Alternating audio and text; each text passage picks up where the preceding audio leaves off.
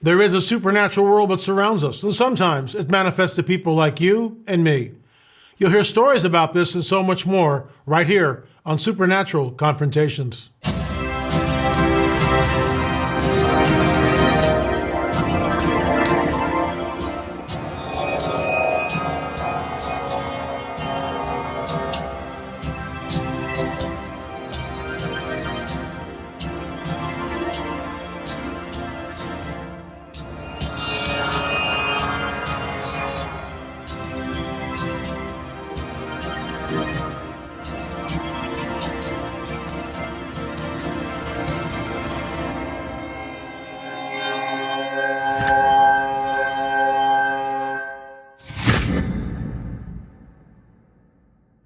The Man with the Pointed Teeth.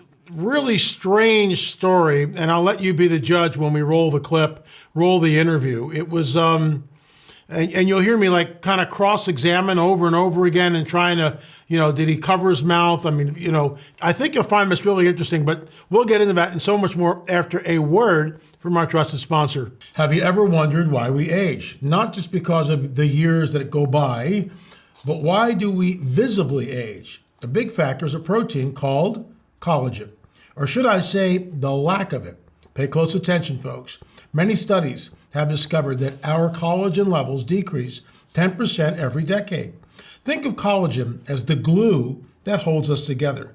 The less you have, the more visible your signs of aging may be. You don't know it yet, but in the next minute, you're going to learn how to help reduce these visible signs of aging. After years of searching, I found the closest thing we may have to the fountain of youth. Folks, I take it every day. It's called collagen. And it helps rejuvenate my skin from inside out by supplying it with the 5 specific types of collagen my body desperately needs. By boosting your collagen intake, you'll help restore your skin's elasticity while reducing the appearance of wrinkles. Stop and ask yourself where you'll be in 1 year if you don't start taking this amazing substance called collagen right now. Folks, you can try it risk-free for 60 days simply by going to healthwithla.com. That's healthwithla.com, healthwithla.com, or by clicking the link below. This is a time-sensitive offer, so please check it out. After entering your details, you'll receive your collagen delivered right to your doorstep in a few short days. Folks, 60-day money-back guarantee. The healthy aging supportive collagen in ideal forms. 5 key types of collagen you need from 4 different sources. Folks, it's the way to go. I take it every day, and I think it's helped me. So this man allegedly has 30 wolves or 40 wolves, whatever it is. I mean, why would anyone keep a pack of wolves like this? And these are really large animals. And you'll hear the testimony. And then, of course, it goes off the rails. It's high strangeness. So you be the judge, and I'll weigh in on the end of it. So I'm here with David and Delora. Thank you so much, both of you, for coming on Supernatural Confrontation. So something happened to you. You had an encounter with a being, with a hybrid. Tell us about that, please. My husband David and we had made a day trip up to Idlewild one weekend, and we were getting ready. We got out of our car and we were getting ready to go look into some of the shops up there in Idlewild, California. And there was a gentleman there with these huge wolves. They were massive. I've never seen wolves so big ever. Bigger than a Great Dane. And the guy was kind of small, and he had dark, huge glasses on, and sunglasses. Yeah, and I remember feeling kind of like an easy feeling about the guy. So I was kind of like, trying to keep my distance from the guy. And my husband, being the avid dog lover he is, immediately wants to touch the dogs. Yeah, so I'll tell him what I saw. So she's telling me not to go up there, be careful, and I'm walking up, and I'm so amazed at the size of these dogs. Their paws were like this big around, and he was sitting in this position, back legs down and paws out front. I said, am I really seeing a dog? It's huge. It was like bigger than a Great Dane, smaller than a donkey. He was huge. There's two behind him and this one's sitting here. So I just went to the first one and I walked up slowly. I'm thinking, what am I getting into here? This is a big dog. And he's looking at me and I said, can I pet your dog? And I had sunglasses on. And he said, but you got to take off your sunglasses. And he smiled. And I looked at him. No big deal. I said, yeah. So I took him off and the dog looks up at me. And all of a sudden I'm like, boy, I hope this dog doesn't sense fear. Because right now I'm not sure if I want to. He's so big. His snout was easily this long and huge head, huge. But anyway, I touched the dog and I petted him and his hair was so thick, you know, the each hair. And I petted him and he looked at me. And all the time, Dolores telling me, David, just that's enough. Come back. Come on. You know, come back. And I'm talking to him. And I said, you have a couple more back there? And he says, I have 30 of these. I said, you have 30 of these? He goes, yeah, I have a place like I have 30 wolves like this. I said, this big, isn't this like, he goes, yeah, this is probably one of the bigger ones, but they're all, he said they were Canadian, Russian gray wolves or Canadian gray wolves. So I've looked them up and they can get up to 200 pounds. Okay. But I've seen a lot of big dogs. This dog was 250. Maybe it was exceptionally, you know, I'm guessing, but it was like, we used to have a pet sitting business and we used to see a lot of big dogs. And this one just was over the top. Like, wow, this has got a big dog I've ever seen. So as Dolores asking me to pull away and I'm telling her, wait, I'm hearing a story here. And he said he's got 30 of these and they just roam his property. And he was probably 5'2", 5'3", little guy. Wow. Really little guy. And so I petted it one more time and I just was amazed. I just touched his head and I went, it's like this big. And I like had chills. And then as I told him, you know what, thank you very much for letting me pet your dogs. And he said, no problem. And he smiled. And when he smiled, all of his teeth were jagged. They weren't jagged before when he smiled at me. Initially, when we saw his teeth, they were just normal teeth. And he smiled at me and he goes, no problem. He goes, have a good day. And I went, and I just like froze. And I was, so I just said bye. And I walked, stepped back. We like scurried away. Well, we turned around and walked about 10 or 15 feet away. And I said, Dolores, did you see what I saw? She said, you mean the teeth? Oh, I saw it too. And I was like, see his eyes. Like, no, he had his sunglasses on. But this was not like, you know, the sunlight hitting them or anything. No. They were all jagged. It almost had an air of feeling like he was wanting us to see his teeth change, to be honest. Like, I totally got a creepy feeling of this from this guy, like right off the bat. Now I'm reliving it. And I'm like, wow. And then as we're watching it, when he's smiling at us with his like glass, it's like the kind of glasses he was wearing, the sunglasses that you can see yourself, like the reflective kind of sunglasses. Yeah, I got it. Right. So I'm like trying really hard.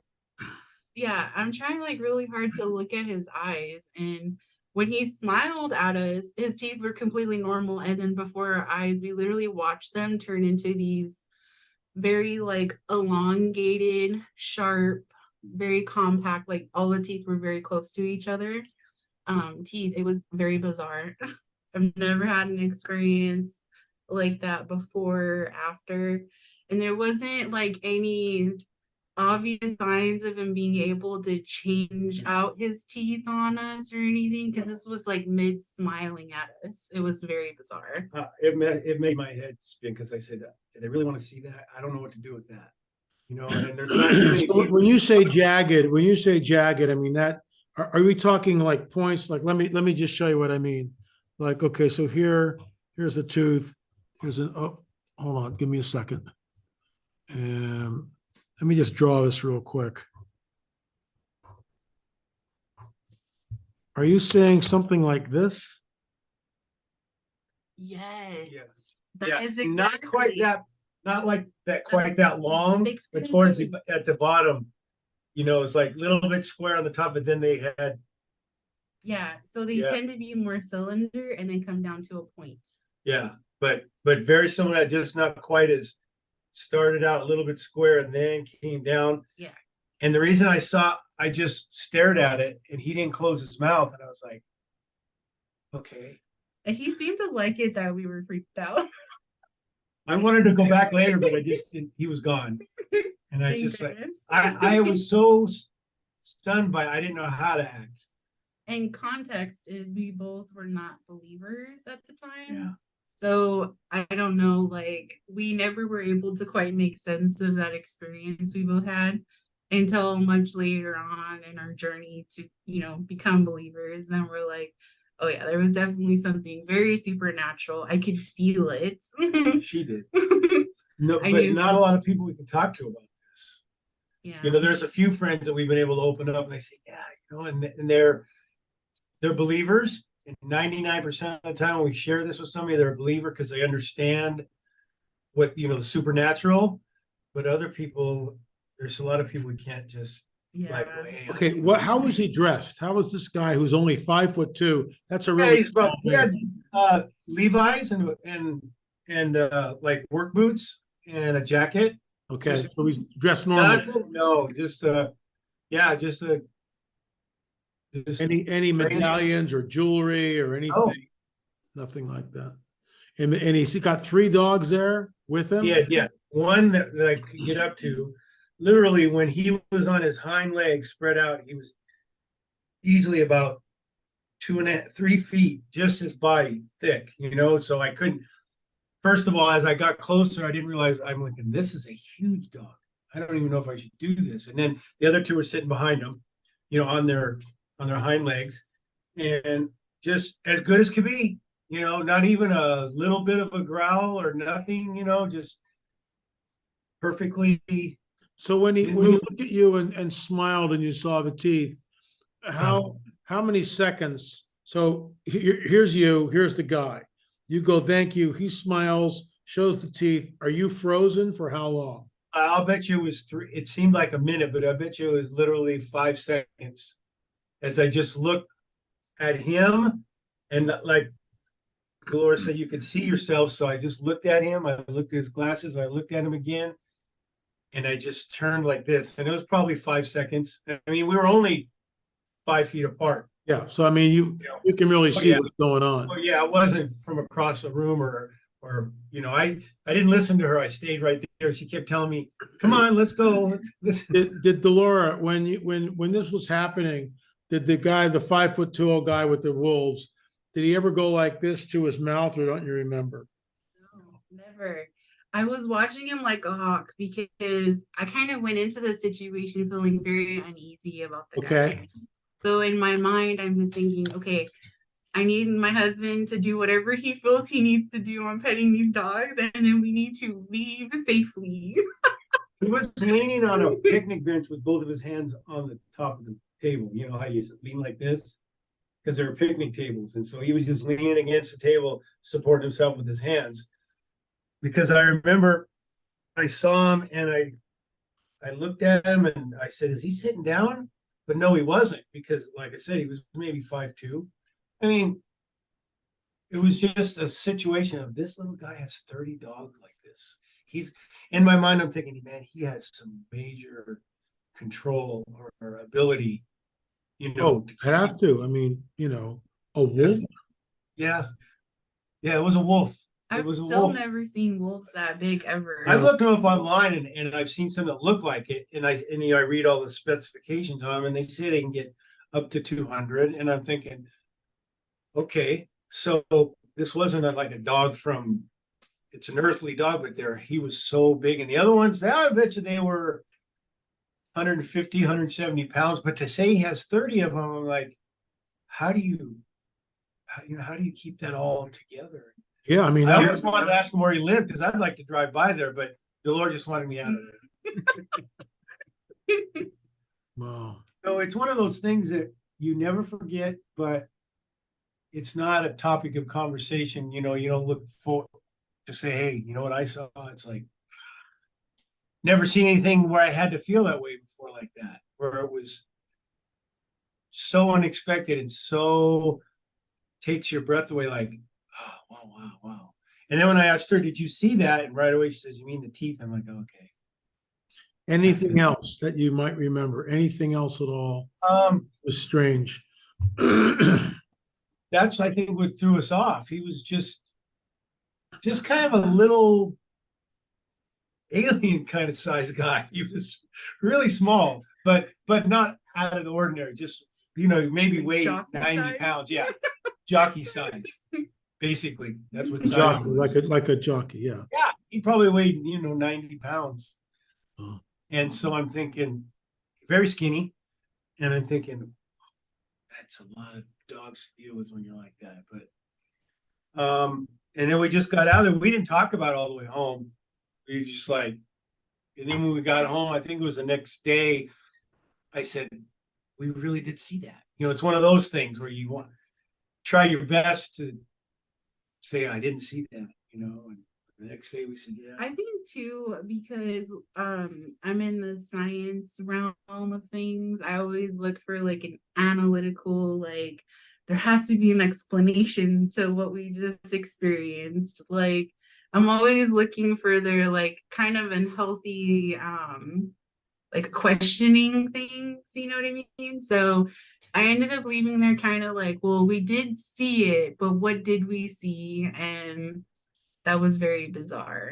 I think if I just saw the teeth and didn't have the very uneasy feeling from go, I probably would have like made myself think somehow we saw something like that wasn't really there. But I think between us, like me just right off the bat, not feeling good about the whole situation and just feeling like we're not safe, we need to leave.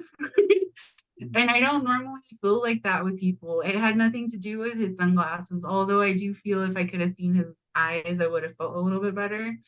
But I had right off the bat felt not good about us being anywhere near this guy. And you never seen this guy again, right?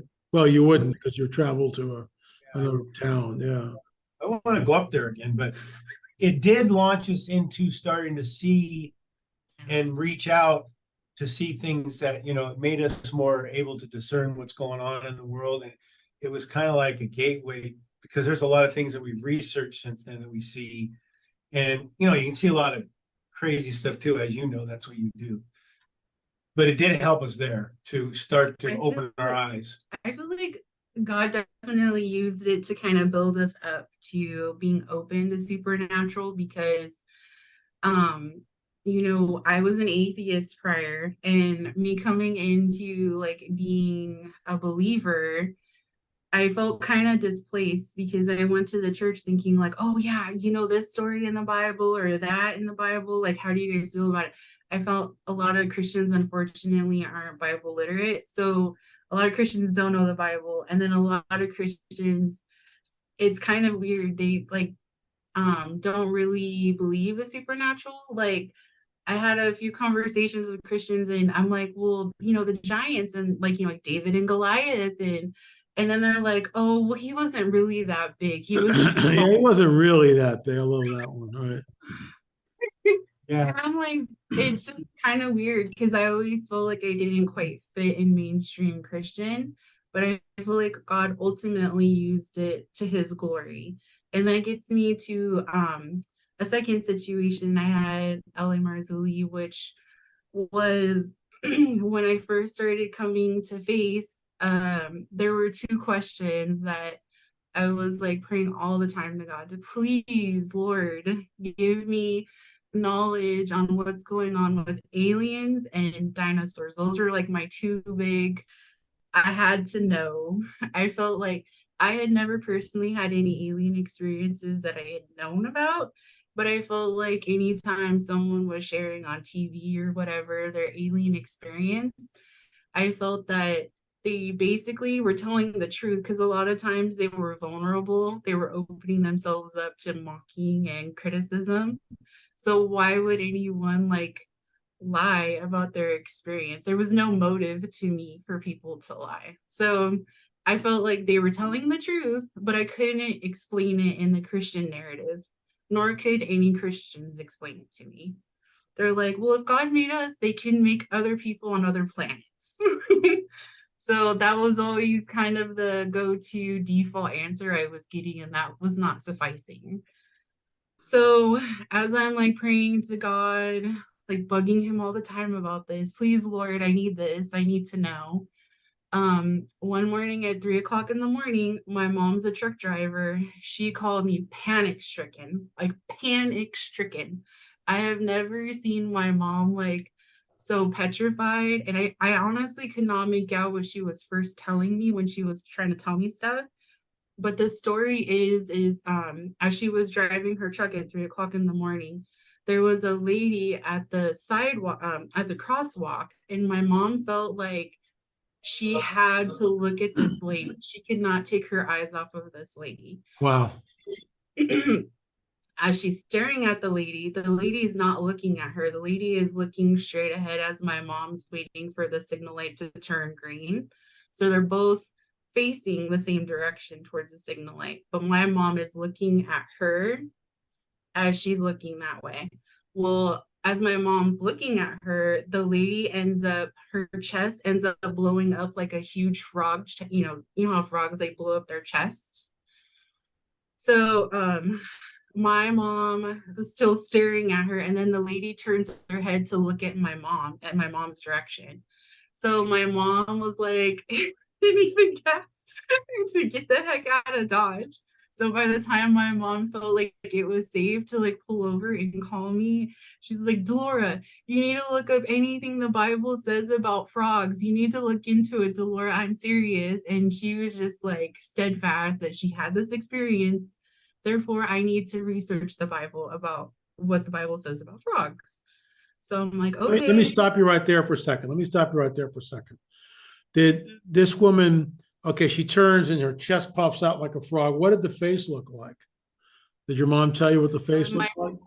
She was an African American lady, and my mom didn't like really elaborate other than that she was a woman that was a little darker complexion, but for whatever reason, she felt compelled to have to stare at her.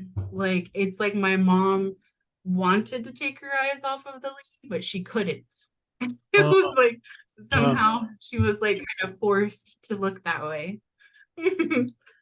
So, you know, as the time went on, I think this is like a day or two out, I find out that the two places I could find any mention of frogs in the Bible is with Moses, and the Pharaoh refuses to let the Jews go. So it's like one of the plagues is the frogs, or one of the judgments by God is the frogs.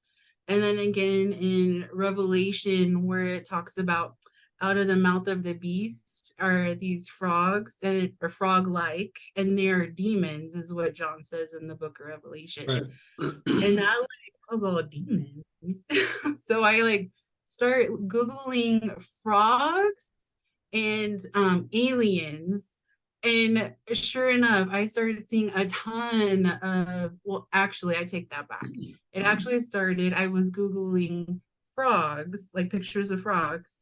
And then I saw one picture that had like kind of like a hybrid between a frog and an alien. And then I started Googling aliens and frogs.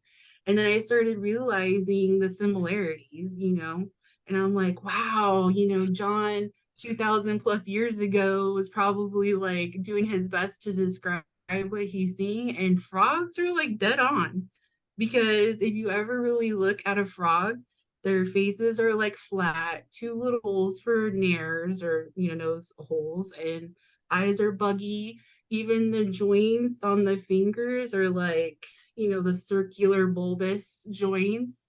I was like, whoa, this is why my mom had the experience to motivate me to like really research this into, you know, like, because at the time I was coming from being an atheist, nobody around me was really a believer. No one around me could explain aliens. It took God literally to show me and teach me. So once I started like really getting into it, I came across you, LA Marzulli, and you've been a huge blessing to us, because praise the Lord for that. You understand. Praise the Lord for that. Wow, very interesting stories. Yeah, that's why we do the show, Supernatural Confrontations, because people need to hear that the supernatural can manifest in all sorts of different ways. And when it does, it's it's like, what do we do with it? There's nothing in our grid system to prepare us for either of those stories. But thank you guys for coming on the record. Really appreciate it. LA, you're awesome. Thank you, LA. God bless you. Keep up the good work. So who was this guy? I mean, why does anyone keep literally a pack of wolves? Little guy, 5'2", 5'3", and Dolores says when she looks at him, and Dave says the same thing. He's like 4 or 5 feet away, and all of a sudden the teeth, which were normal before, are pointed, jagged, pointed. You know, folks, we see things like this, and they're disturbing. And I get it. Lately, we've been sort of dwelling on the dark side of things. It'd be great to get some angelic encounters where people's lives have been saved, because it goes both ways. The bottom line is this: we do live in a supernatural world, and it does surround us. It does surround us. Hey, we check out the store. And by the way, happy Thanksgiving to all of you.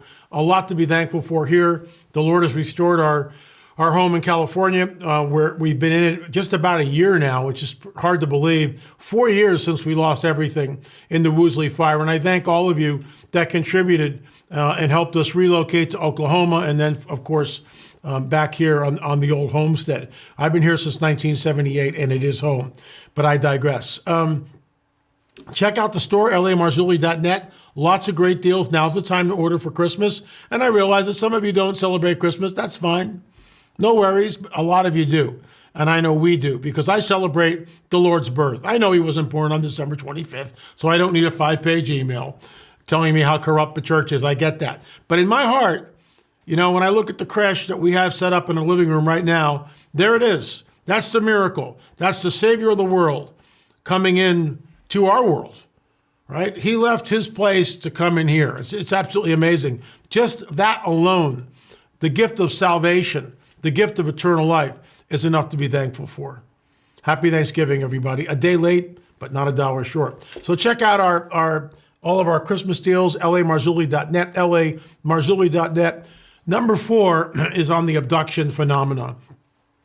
It's really, and I've said this before, and I realize to some of you it might sound like hyperbole.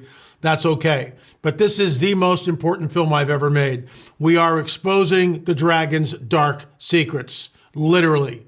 We're exposing the dragon's dark secrets. I will be speaking on this in January at Texas. Right now, February is wide open, but March I'll be at the Prophecy Watchers Conference. And I'm really looking forward to that. That will be my topic, exposing the dragon's dark secrets. In some ways, it's the culmination, in some ways, of like decades and decades and decades of research. No one, as far as I know, has ever taken 4 abductees and interviewed them separately. We hear the same story repeated over and over and over again, and then we bring them all together in a Zoom chat. Folks, it's real. There are people in your congregation who have been taken and have no place to turn to. They're afraid. They're ashamed. Not making this stuff up. We have a pre-sale on it right now. I would exhort you, help support what we do here. Help support our ministry. Help get the word out. lamarzulli.net. Thanks so much for watching. We'll see you Monday with another episode of Supernatural Confrontations. Remember, folks, there is a supernatural world that totally surrounds us. And sometimes it manifests to people like you and me. Thanks so much for watching.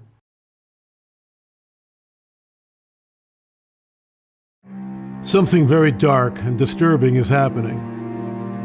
It is a global phenomenon that knows no boundaries. It adheres to no cultural mores. And the ones who are engaged in this nefarious activity do so with impunity. People are being taken against their will. In the cover of darkness, in the dead of night, they are subjected to bizarre examinations that are often sexual in nature. These people are terrified, violated, confused, and with no place to turn to, as who would believe them? This is their story.